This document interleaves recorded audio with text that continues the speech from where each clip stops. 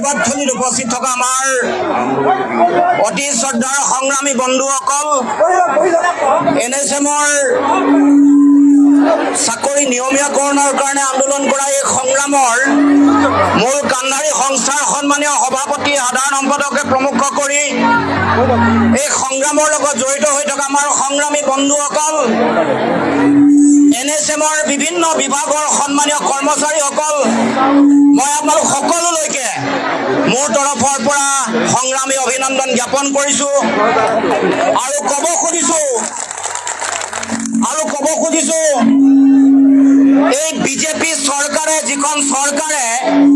কোভিডৰ সময়ত আপোনালোকক সাংঘাতিক প্ৰশংসা কৰাৰ পাছত হিমন্ত বিশ্ব শৰ্মাই চৰকাৰ গঠন কৰাৰ প্ৰথম কেবিনেটতে সিদ্ধান্ত লৈ কৈছিল যে এইসকলৰ চাকৰি নিয়মীয়াকৰণ কৰা হ'ব সকলো কৰ্মচাৰীৰ চাকৰিয়াল নিয়মীয়াকৰণ কৰিম বুলি কৈ যেতিয়ালৈকে নিয়মীয়াকৰণ নহয় তেতিয়ালৈকে 7 পে কমিশন দিম বুলি কৈ যি ৰাম ঠগন দিলে তাৰ বিৰুদ্ধে NSMৰ সকলো কৰ্মচাৰী ৰাজপথলৈ ওলাই আহিছে আৰু এই সংগ্ৰামত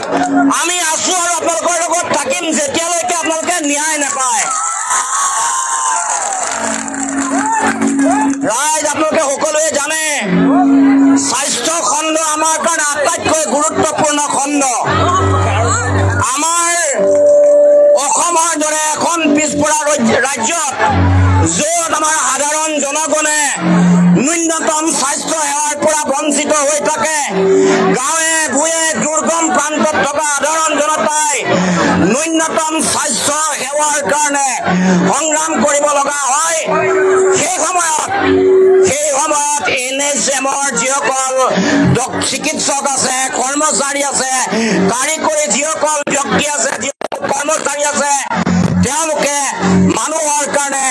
মানৱ সেৱাৰ কাৰণে তেওঁলোকে যথেষ্ট পৰিশ্ৰম কৰি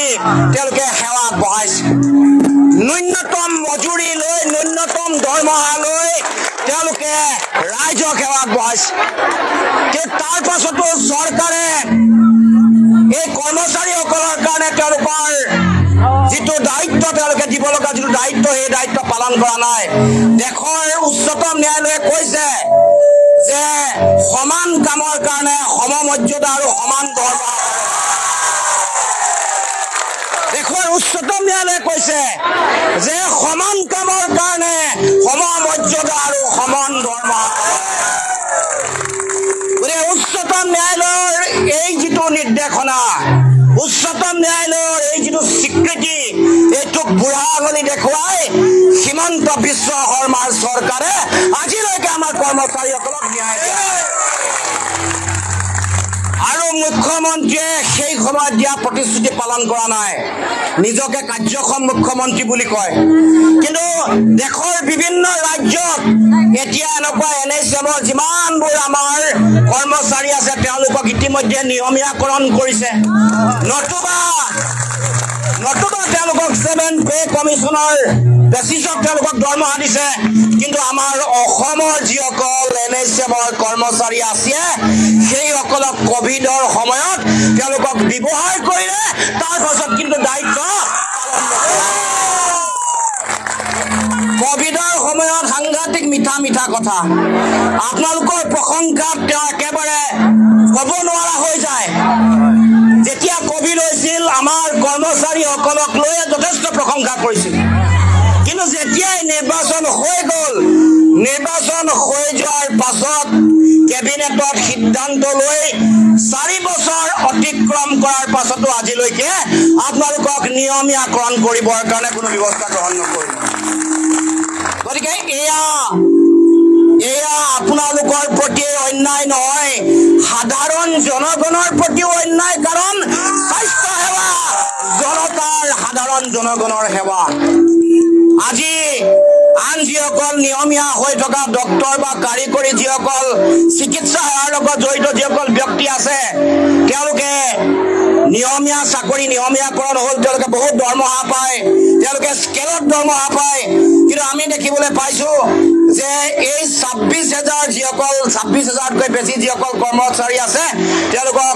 এই নিয়মীয়াকৰণ কৰিম বুলি কোৱা প্ৰতিশ্ৰুতি পালন কৰা নাই আৰু তেওঁ নিজে কৈছে যে বহু এনেকুৱা পদ খালী আছে বহু পদ খালী থকাৰ পাছতো তেওঁ কৈছিল যে কোনো অসুবিধা নাই কোনো সমস্যা নাই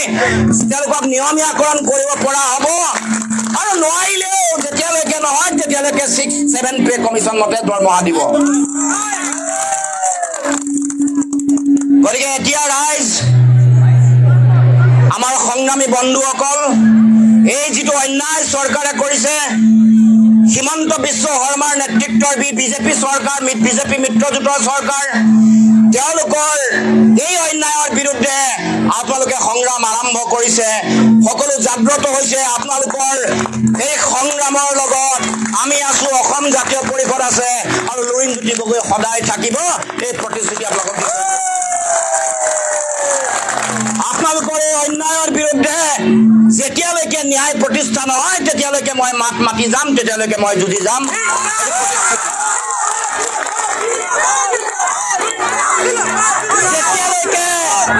যেতিয়ালৈকে চাকৰি নিয়মীয়াকৰণ নহ'ব তেতিয়ালৈকে এই সংগ্ৰাম চলিব যেতিয়ালৈকে তেওঁলোকৰ প্ৰতিশ্ৰুতি মতে নিয়মীয়াকৰণ হোৱাৰ আগত দিব লগা যিটো 7 পে কমিশ্যন মতে যেতিয়ালৈকে দৰমহা নিদিব তেতিয়ালৈকে সংগ্ৰাম অব্যাহত থাকিব গতিকে সংগ্ৰামী বন্ধুসকল এনেকুৱা অন্যায় বিভিন্ন স্তৰত বিভিন্ন পৰ্যায়ত চলি আছে আপোনালোকৰ একেবাৰে কম পইচাত আপোনালোকে মানৱ সেৱা কৰি আছে কিন্তু যিমান অত্যাৱশ্যকীয় সামগ্ৰীৰ দাম বাঢ়িছে খোৱা বোৱা সামগ্ৰীৰ যিমান দাম বাঢ়িছে আপোনালোকে 1 টকাৰে এই সামগ্ৰী কিনিব লাগে চাউল আটা দাইল নিমখ পিঁয়াজ হালধি সাধাৰণ নিয়মীয়াকে দৰমহা পোৱা যিসকল ব্যক্তি আছে তেওঁলোকে যিমান দামত কিনিব লাগে আপোনালোকেও সমান দামতে কিনিব লাগে গেছৰ চিলিণ্ডাৰ পেট্ৰল ডিজেল আন চাকৰি ৰেগুলাৰ হোৱা নিয়মীয়া হোৱা মানুহে যিমান দামত কিনিছে NSMৰ যিসকল কৰ্মচাৰী আছে আপোনালোকেও সমান দামত টেক্স যেনেকে আনে যেনেকে দিছে আপোনালোকেও একে টেক্স দিব লাগে মাটিৰ খাজানা বেলেগ মানুহে যেনেকে নিয়মীয়া চাকৰি নিয়মীয়া হোৱা মানুহে যেনেকে দিছে আপোনালোকেও মাটিৰ খাজানা একেধৰণে দিব লাগে গতিকে এয়া প্ৰচণ্ড অন্যায় এয়া সমগ্ৰ দেশৰ যিটো সমতাৰ আদৰ্শত আমাৰ সমাজখন দেশৰ সংবিধান আৰু গণতন্ত্ৰ প্ৰতিষ্ঠা হৈছে ইয়াৰ প্ৰতি দুৰ্ঘৰ অন্যায় উচ্চতম ন্যায়ালয়ৰ তেওঁলোকৰ যিটো দৃষ্টিভংগী তেওঁলোকৰ যিটো নিৰ্দেশনা তাৰ প্ৰতি চূড়ান্ত অন্যায় বা চৰকাৰে তেওঁলোকে উদ্দেশ্য প্ৰণোদিতভাৱে এই কাম কৰিছে যি সময়ত তেওঁলোকে বিভিন্ন কামত তেওঁলোকে টকা পইচা খৰচ কৰে বিভিন্ন তেওঁলোকে মুখ্যমন্ত্ৰী হেলিকপ্টাৰত অহা যোৱা কৰোঁতে শ কোটি টকা তেওঁলোকে এনেই খৰচ কৰিছে এই কথা আপোনালোকে জানে যে মুখ্যমন্ত্ৰীয়ে হেলিকপ্টাৰ আৰু চাৰ্টাৰ্ড ফ্লাইটৰ নামত শ কোটি টকা এনেই তেওঁলোকে অবাধে তেওঁলোকে নষ্ট কৰিছে তাৰ উপৰিও তেওঁলোকে বিভিন্ন অনুষ্ঠান পতা বিভিন্ন কথা বতৰা এডভাৰটাইজমেণ্টৰ নামত শ কোটি টকা তেওঁলোকে দি আছে তাৰ পাছত কিন্তু আমাৰ কাৰণ আটাইতকৈ প্ৰয়োজনীয় স্বাস্থ্য খণ্ডৰ কৰ্মচাৰীসকলক চিকিৎসকসকলক নিয়মীয়াকৰণ কৰিবৰ কাৰণে তেওঁলোকৰ লগত পইচা নাই গতিকে ৰাইজ আমি আপোনালোকৰ সংগ্ৰামৰ লগত আছো আপোনালোকৰ যিটো ন্যায্য দাবী এই দাবী পূৰণ নোহোৱালৈকে আপোনালোকৰ লগত আমি থাকিম আৰু আপোনালোকেও বিভিন্ন ভয় ভাবুকি প্ৰলোভন দিব আপোনালোকৰ সংস্থাৰ সভাপতি সম্পাদকক মাতি নি একেবাৰে খুল্লুম খোলা দম দিব কাৰণ এনেকুৱা কাম কৰি থাকে মাতি নি দম দিব যে হাল্লা গোলা অলপ বেছিকৈ কৰিছে এনেকুৱা কাম কৰে ডিব্ৰুগড়লৈ গৈ চাৰ্কিট হাউচত বহি তাত বিভিন্ন দল সংগঠনৰ মাতি আনি নেতাসকলক দম দিয়ে সাংবাদিক বন্ধুসকল আছে কৈ দিছো আমাৰ এনেকুৱা বিভিন্ন জাতীয় জনগোষ্ঠীয় দল সংগঠনে যদি ক'ৰবাত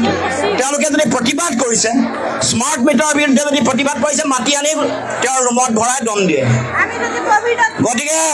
ভয় ভাবুকি দম দাদাগিৰি এইবোৰ চব চলিছে ইয়াত এতিয়া চৰকাৰ চলি থকা নাই এখন জংগল ৰাজ গতিকে আপোনালোককো ভয় খুৱাব ব্লেকমেইলিং কৰিব প্ৰলোভন ভাষণ দিব কিন্তু ভয় নাখাব নিজৰ অধিকাৰ প্ৰতিষ্ঠা নোহোৱালৈকে